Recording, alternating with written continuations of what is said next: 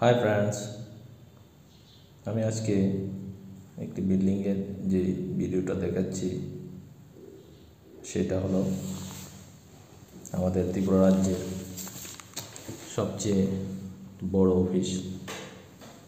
অফিসটার নাম সেক্রেটারিয়েট, বাংলাতে মহাকরণ।